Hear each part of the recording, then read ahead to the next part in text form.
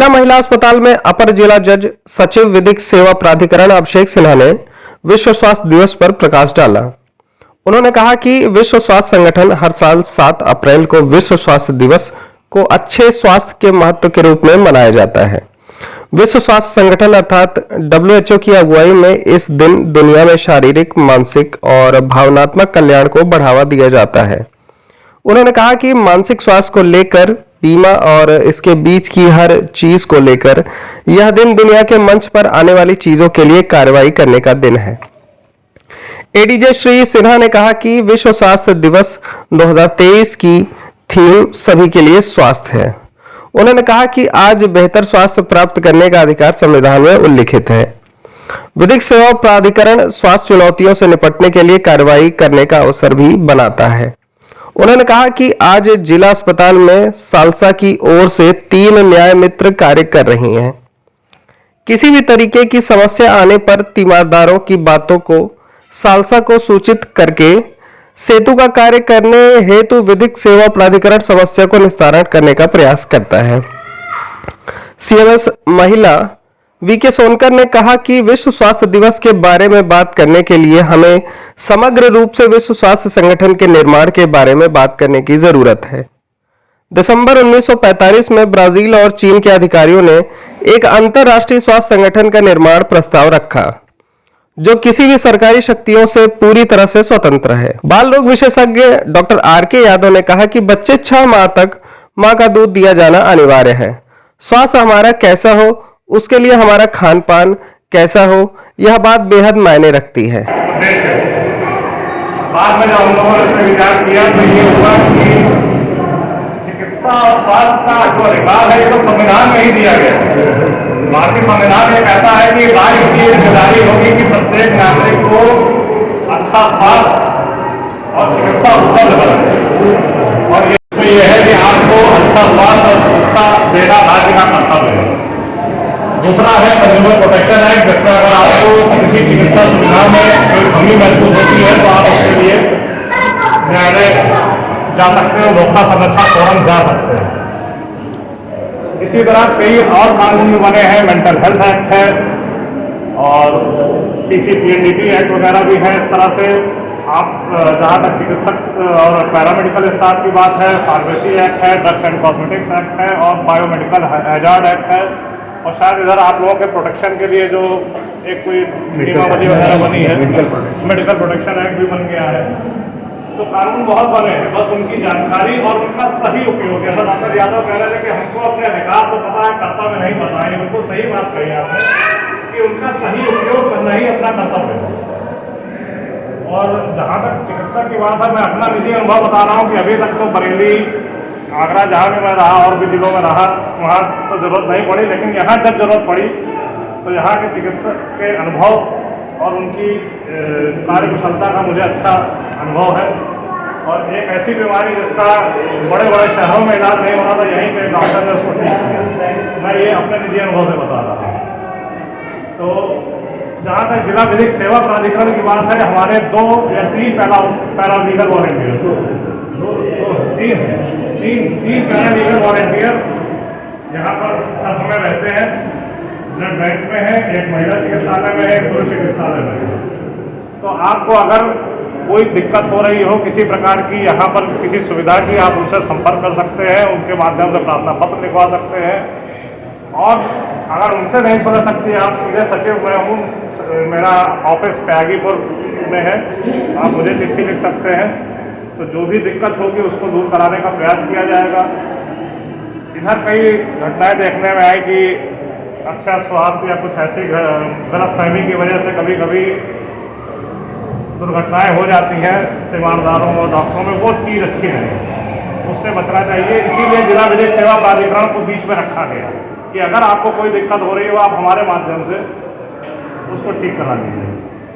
बाकी मैं यही उम्मीद करूंगा कि आप सभी लोग स्वस्थ रहें, क्योंकि हमारे यहाँ महिला चिकित्सालय के प्रांगण में विश्व वर्ल्ड हेल्थ डे के उपलक्ष्य में जो है विधिक प्राधिकरण के सही सौजन्य से जो है एक संगोष्ठी का आयोजन किया गया था।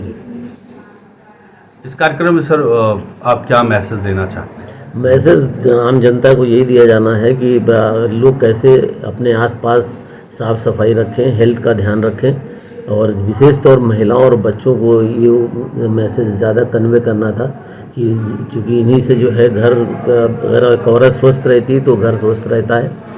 तो इनको यही बताया गया कि आप लोग अपने स्वास्थ्य संबंधी क्या क्या सुविधाएं सरकार की तरफ से दी जा रही हैं उनको कैसे आप प्राप्त कर सकते हैं जिससे आप बच्चा और माँ स्वस्थ रह सकें।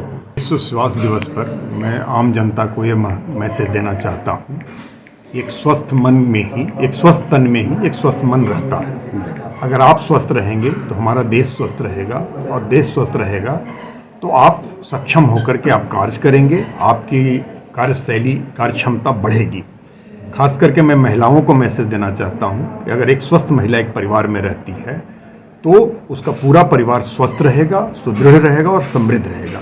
इसलिए आप अपने स्वास्थ्य के प्रति जागरूक रहें और बीमारी आने से पहले बीमारी के बचाव के बारे में आप ज़्यादा ध्यान दें, साफ सफाई आसपास में रखें और जैसे ही आपको बीमारी का पता चले आप नज़दीक के प्राथमिक स्वास्थ्य केंद्र या जिला चिकित्सालय में आकर के आप चिकित्सकों से संपर्क करें। जितना जल्दी आप संपर्क करेंगे उतना जल्दी आपकी बीमारी ठीक होगी। गर्मी आ रहा है, गर्मी के समय में मैं आम जनता और पब्लिक से आग्रह करूंगा कि पानी का सेवन अधिक से अधिक करें, पानी में नमक की मात्रा मिला करके करें। धूप में निकलने के पहले कोई कपड़ा, तौलिया, गमछा सिर में लपेट करके चलें, धूप में न अनावश्यक रूप से निकले। विशेषकर इस वर्ष जो है भारत सरकार के मौसम विभाग का अनुमान है कि बहुत ज़्यादा गर्मी पड़ेगी, 50 डिग्री से ज़्यादा भी टेम्परेचर जाने की संभावना है। अतः हम लोग के यहाँ खास करके जिला चिकित्सालय में या पूरे प्रदेश में इस तरह की व्यवस्था की जा रही है। पहले से इसके लिए तैयारी शुरू कर दी गई है, वार्ड भी इसके लिए आरक्षित किया जा रहा है और हम लोगों का एक प्रयास है कि आम पब्लिक अपने आप को धूप से बचने का प्रयास करें। हम अपने कर्तव्य के बारे में जानते हैं कि हमारे उसके प्रति क्या कर्तव्य है, चाहे अपने प्रति, चाहे अपने परिवार के प्रति, समाज के प्रति या और लोगों के। अगर बीमारी की बात करें, बीमारी दो तरह की होती है, कम्युनिकेबल डिजीज, एक non communicable disease. Communicable disease का मतलब ये हुआ कि जो एक दूसरे में संक्रमित हो या और चीज़ों से संक्रमित हो, चाहे वो आदमी से आदमी में हो या अन्य चीज़ों से आदमी में। और नॉन कम्युनिकेबल डिजीज का मतलब ये हुआ कि जो एक दूसरे से ट्रांसफर ना हो।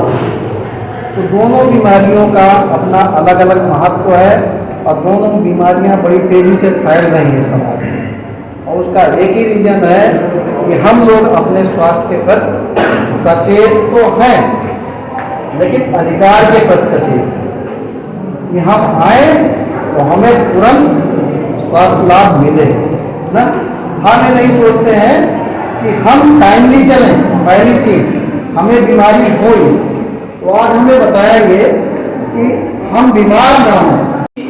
परिकल्पना को साकार करने के लिए विश्व के कुछ देश सन 1948 ईस्वी में एक मंच पर आए, क्योंकि इसके पीछे यह भावना थी कि हम स्वस्थ राष्ट्र का निर्माण तभी कर सकते हैं जब हमारे देश के नागरिक स्वस्थ होंगे और स्वस्थ नागरिक से ही स्वस्थ राष्ट्र का निर्माण होगा।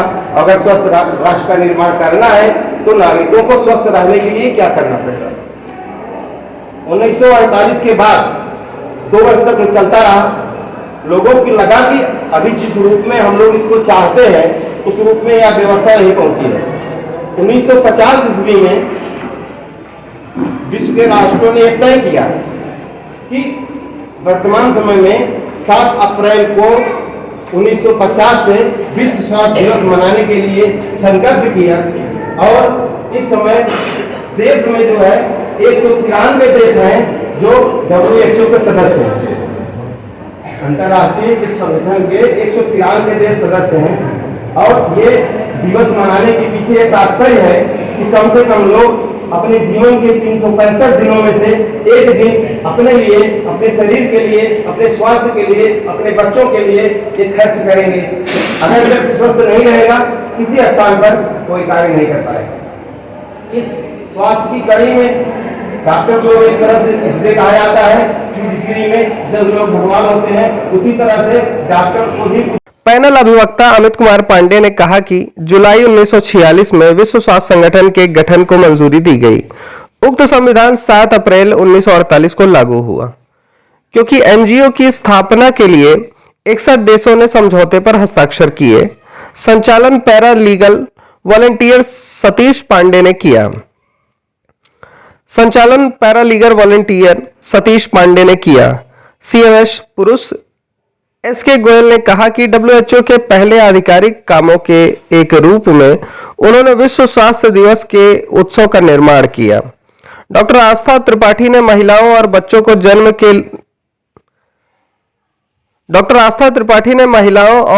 को जन्म से लेकर उनके 12 साल के होने तक के बारे में विस्तृत स्वास्थ्य की जानकारियां दी। उन्होंने बताया कि मौके पर महिलाओं और बच्चों की दशा में रिकॉर्ड स्तर पर सुधार हुआ है।